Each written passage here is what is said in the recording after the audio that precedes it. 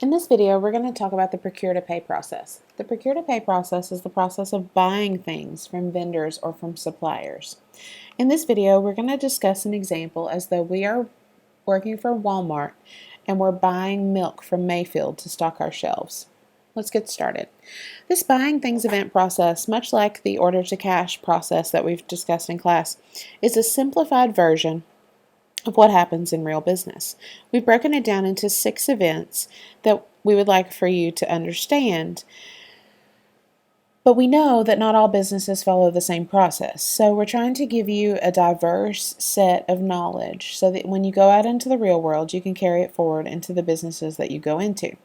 Many businesses have very, very rigorous purchasing or procurement or procure to pay processes. Some have more lax with less rules, but as you go out in the world, you will find that many of them look just like this, and these are the steps that businesses take as they are buying things. Let's get started with the first procure to pay event of identify the need. Identifying need is always the first step in a procure to pay process, because why would we buy something that we don't need? So think about it that way. Whether it is a physical count, like the gentleman on the right hand side of your screen, physically walking through a warehouse counting things, or if you're like Walmart and you have an inventory management system, so every time my cashier scan a barcode and Mayfield milk goes out the door, I know how much I have left. Whether you have either type of process, you have a system in place to identify when you need to order things. So in this example, let's assume that we go and we find that we need to buy milk.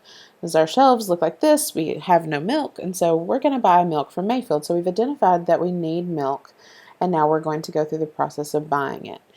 We negotiate a purchase order. This says pick up the phone, but you know, just like I know, in this day and age, there's not necessarily picking up the phone involved. It could be an electronic order, it could be a standing order, it can be all kinds of orders. But let's talk about these words. Negotiate a purchase order for a second.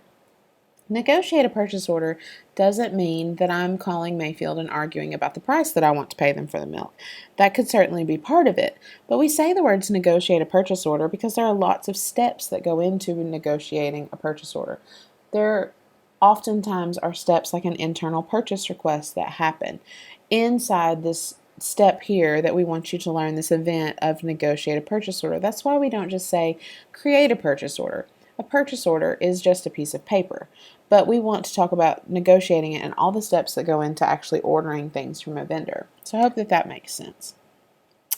So after we successfully order our milk from Mayfield, they're going to ship it to us, right? And so it's going to come into the back of our warehouse, and we're going to take it off a truck, like this little guy here, and we're going to move it into the warehouse. But first we're going to receive it. So we're going to take it off this truck and we're going to make sure that it's right. We're going to make sure that it's not damaged, that it's the milk that we ordered, that it came from the right place, that it's not expired. So we're going to pull it off the truck and physically receive it and inspect it to make sure. And you see the check mark on the box saying that we've inspected it.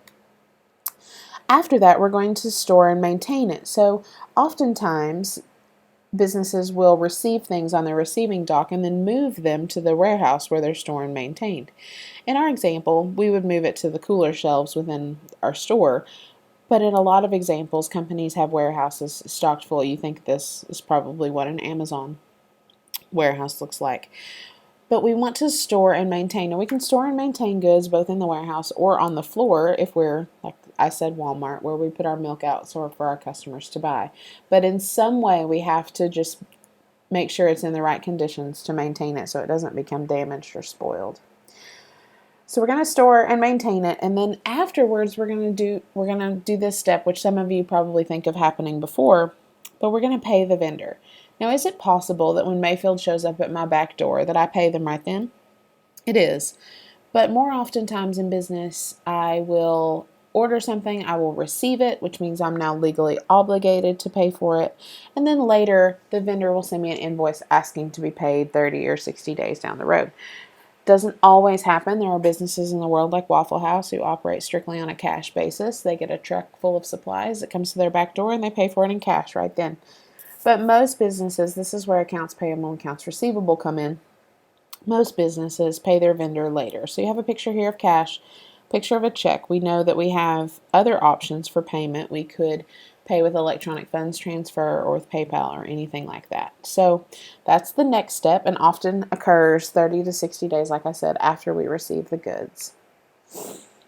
The last event that is possible in this procure to pay process is that we will return the goods. So let's say I find out that this milk that I've ordered from Mayfield, it just doesn't taste right. My customers keep bringing it back. There's something wrong with it. So I have the option to return these goods to the vendor that sent them to me. There's likely a process that my vendor requires that I go through, but it is an event that could happen. Does it always happen? Of course not, because we're not always going to return goods, but we do have the option. So that's the last event in our procure to pay example. I just wanted to briefly review that with an example, and I hope that it helps you in your studying.